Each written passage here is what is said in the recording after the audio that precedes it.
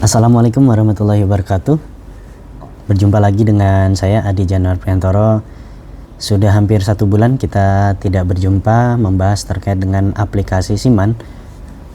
Kali ini saya akan melanjutkan pembahasan langkah-langkah yang teman-teman bisa lakukan di aplikasi Siman.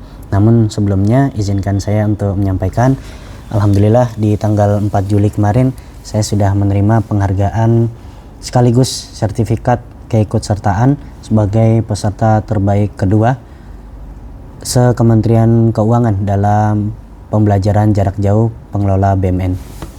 Semoga penghargaan ini bisa melecut semangat kita semua untuk bisa sama-sama membangun aset negara melalui tata kelola yang lebih baik, dan pastinya kita harus memastikan bahwa aset kita terkelola dengan optimal. Melanjutkan video pertama, yaitu bagaimana kita dapat mendaftarkan diri di akun Siman versi 2 yang sekarang sudah tidak aplikasi lagi ya teman-teman, tetapi sudah berbasis website dengan tautan siman.kemenkeu.go.id.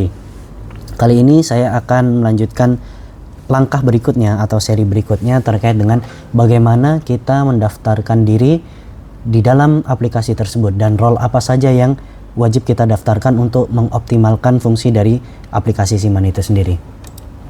Setidaknya ada 3, Bapak Ibu dan teman-teman semua, role yang harus kita persiapkan. Di antaranya adalah analis satker, yaitu teman-teman operator BUMN. Kalau di Kementerian Keuangan identik dengan pelaksana yang mengurusi tata usaha ataupun perihal tentang pengelolaan barang milik negara atau BUMN. Kemudian role berikutnya adalah role koordinator ya. Untuk role koordinator sendiri sebenarnya identik diisi oleh kepala subbagian umum, tergantung dari penyebutan dari jabatan itu sendiri. Kalau di Kementerian Keuangan khususnya DJP kami menyebutnya sebagai kepala subbagian umum dan kepatuhan internal. Dan terakhir yang tidak kalah pentingnya adalah role supervisor yang dimiliki oleh setiap kepala kantor. Jadi setiap unit itu wajib memiliki 3 role tadi ya. Di antaranya adalah analis satker, kemudian koordinator satker, dan juga supervisor satker. Nah teman-teman, kita lanjutkan bagaimana langkah-langkah pendaftarannya dan dokumen apa yang perlu kita siapkan untuk bisa mendaftarkan role-role tadi. Mari kita simak video berikut ini.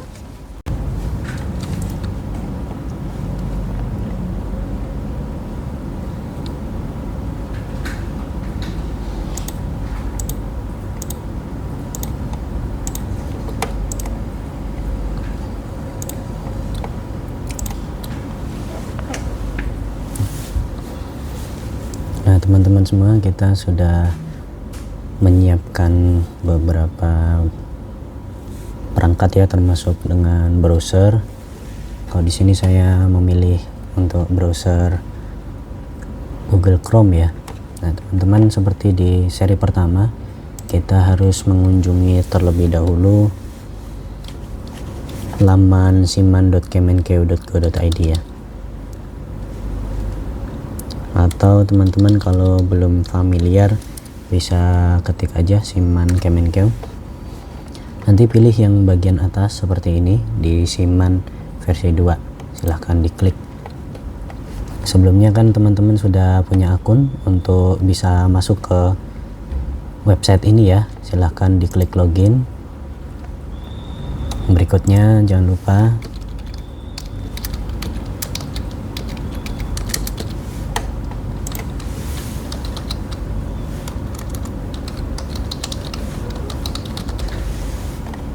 kalau sudah di input ID dan passwordnya silahkan klik login.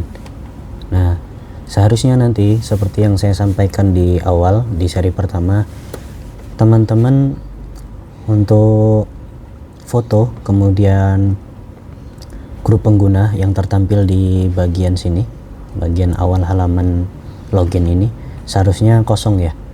Kalau ini kenapa bisa tertampil, karena saya sudah mendaftarkan diri dan sudah punya role sebagai analis satker. Karena topik kita kali ini adalah bagaimana cara mendaftarkan role-role yang ingin kita tuju. Di antaranya adalah analis, kemudian juga ada koordinator dan juga supervisor satker. Maka kita harus menyiapkan terlebih dahulu dokumen dukungnya. Kalau kita merujuk pada peraturan Menteri Keuangan ya, kita switch di peraturan Menteri Keuangan nomor 118 tahun 2023. Teman-teman bisa lihat bagaimana fungsi dan peran dari masing-masing role. Silahkan dibuka. Ini saya coba perlihatkan sekilas saja ya. Teman-teman bisa akses melalui website peraturan.bpk.go.id. Jadi kalau teman-teman masih bingung tentang fungsi dari role analis sebagai apa, dan juga koordinator sebagai apa, kemudian admin sebagai apa, termasuk juga supervisor sebagai apa, maka teman-teman bisa lihat PMK 118 tahun 2023 ini. Berikutnya, saya sudah menyiapkan juga dokumen dukung yang bisa kita gunakan sebagai referensi untuk mengupload dan mendaftarkan role di aplikasi Siman. Coba kita lihat ya, kira-kira bentuknya seperti apa. Bentuknya seperti ini teman-teman. Jadi keputusan pimpinan unit, kalau teman-teman bisa lihat tentang apa, tentang user aplikasi Siman atau Sistem Informasi Manajemen Aset Negara versi 2. Pada unit mana, misalkan kantor saya KPP Pratama Kuburaya, maka keputusan itu terbit dan ditandatangani oleh pimpinan unit, yaitu kepala kantor. Kemudian menimbang, ada mengingat dan menetapkan, baik itu dari bagian ke-1, kedua, ketiga. Nanti silahkan teman-teman sesuaikan saja di bagian ke-1 ini. Misalkan kalau teman-teman butuh role analis, maka yang disebut di sini analis saja. Misalkan menunjuk pejabat atau pegawai sebagaimana terlampir, jadi bisa dilampirkan atau bisa di state di bagian ke-1 ini. Kemudian untuk penggantian seperti apa? Penggantian juga sama, kurang lebih formatnya seperti ini. Atau kalau di Kementerian Keuangan kita bisa menggunakan format surat perintah ya. Surat perintah di mana isinya adalah role sekaligus identitas pegawai yang lama dan digantikan dengan siapa? Role dan identitas pegawai yang baru. Selanjutnya ditandatangani, bisa elektronik maupun basah ya. Cuma kalau sekarang sepertinya sudah elektronik semua, silahkan diakses tanda tangan elektroniknya.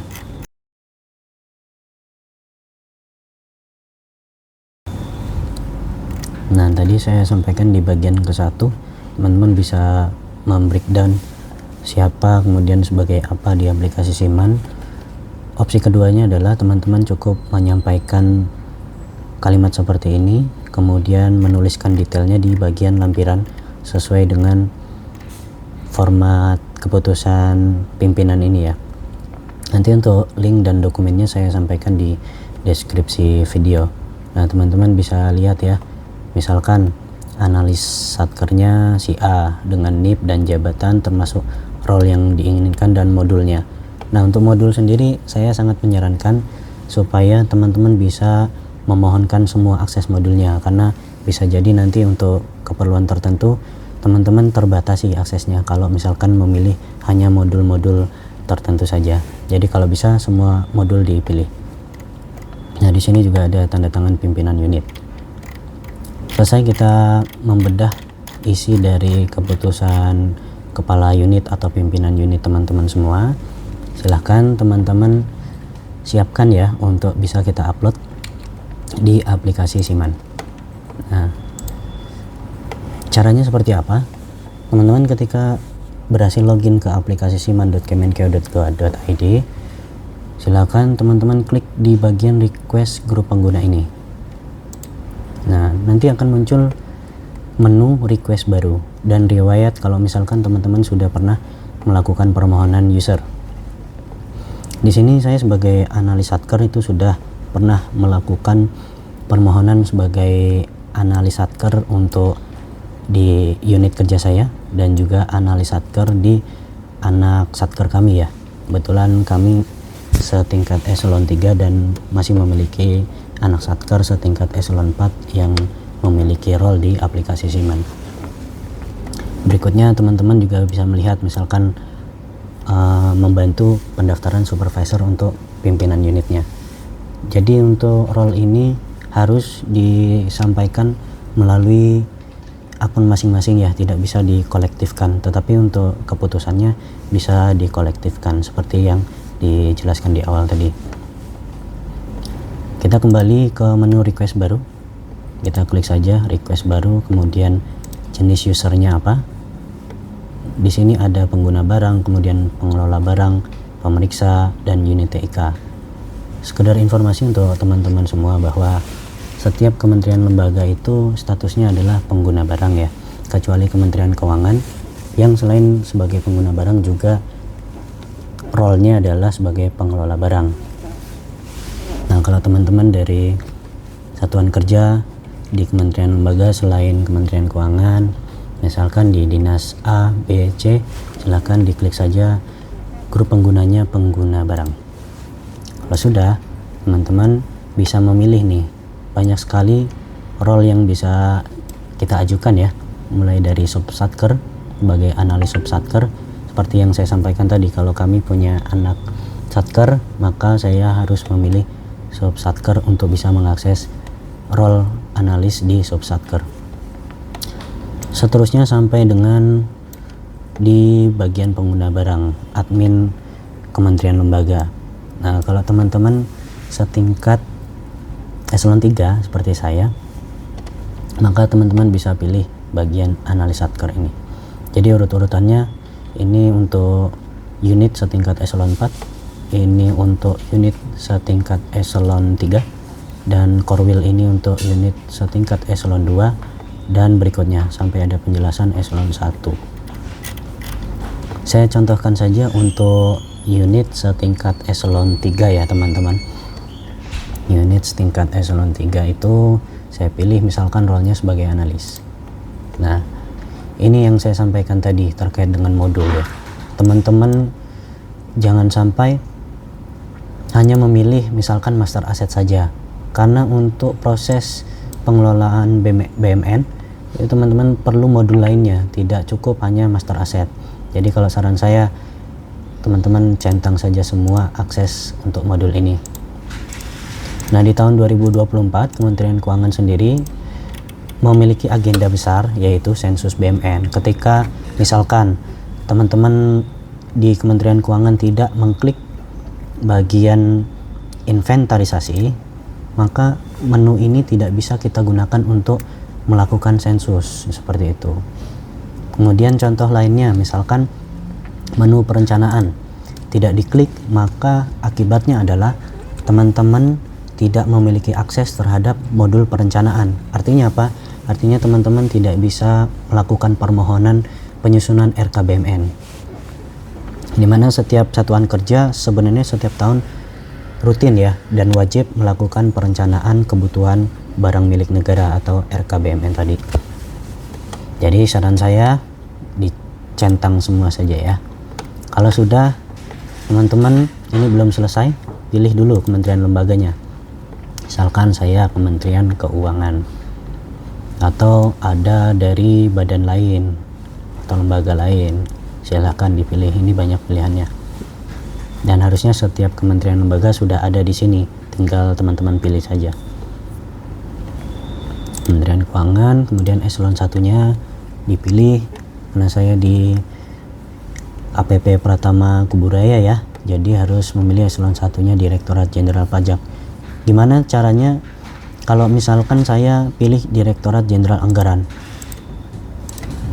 Endingnya saya tidak akan menemukan satuan kerja saya. Jadi teman-teman kalau misalkan mau daftar harus tahu tuh jenjang, misalkan dari koordinator wilayahnya, unitnya namanya apa, kemudian eselon 1 di bawah pengampuan direktorat apa, dan juga kementerian lembaga apa.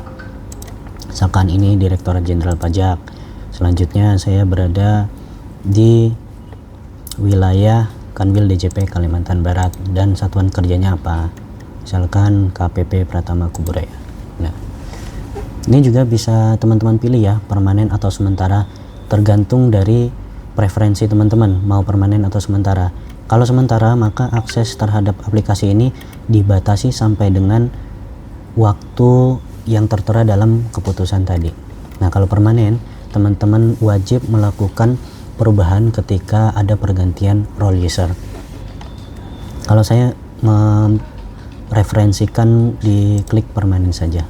Kemudian dokumen SK-nya yang sudah kita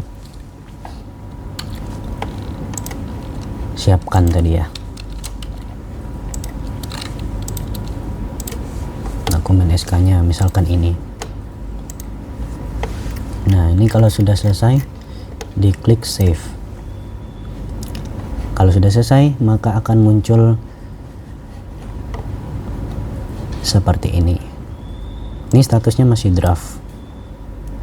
Jadi kalau misalkan statusnya masih draft, mungkin ada kesalahan pengisian dan lain sebagainya, masih bisa kita edit ya menggunakan menu ini. Masih bisa kita edit. Kalau misalkan sudah yakin, sudah benar, di save kembali. Kalau sudah di save, maka kita bisa mengklik kirim yang tombol pesawat kertas ini ya, kirim. Kalau sudah dikirim, nanti akan ada di bagian pengajuan. Ini tidak saya klik kirim karena saya sudah punya role itu ya, takutnya nanti oleh pengelola aplikasi dikira permohonan baru gitu. Yang jelas nanti kalau misalkan sudah teman-teman klik kirim, teman-teman bisa milih pengajuan. Nanti teman-teman bisa lihat status pengajuannya sudah sampai mana, apakah sudah disetujui atau belum. Misalkan sudah disetujui, maka teman-teman bisa melihat hasilnya dan bisa mengakses role-nya di bagian disetujui ini. Nah, ini contoh yang sudah disetujui teman-teman. Nah, kalau sudah disetujui, maka teman-teman bisa kembali ke menu grup pengguna aktif ini ya, grup pengguna aktif. Maka akan muncul tampilan seperti ini. Teman-teman bisa mengakses modulnya sebagai, misalkan tadi kita mohonkan sebagai analis satker. Jangan lupa untuk diklik dulu supaya aktif, kemudian kita konfirmasi. Kalau sudah, kita klik yes. Nah, nanti akan muncul menu-menu atau modul-modul tadi ya. Seperti itu teman-teman semua. Jika ada yang kurang dan ingin didiskusikan, silahkan disampaikan melalui kolom komentar video ini. Semoga saya bisa menjawab pertanyaan teman-teman semua. Bahkan mungkin ada yang kurang dari apa yang saya sampaikan, silahkan teman-teman sampaikan juga di kolom komentar. Semoga video ini bermanfaat bagi kita semua, terutama bagi teman-teman KL ya, Kementerian Lembaga di luar Kementerian Keuangan yang sudah bermigrasi nih dari Siman versi 1 ke Siman versi 2, dan sudah kita sentralkan sama seperti Kementerian Keuangan, mengakses Siman melalui website siman.kemenkeu.go.id tadi. Terima kasih banyak, mohon maaf atas segala kekurangan. Wabillahi taufiq wal hidayah. Wassalamualaikum warahmatullahi wabarakatuh.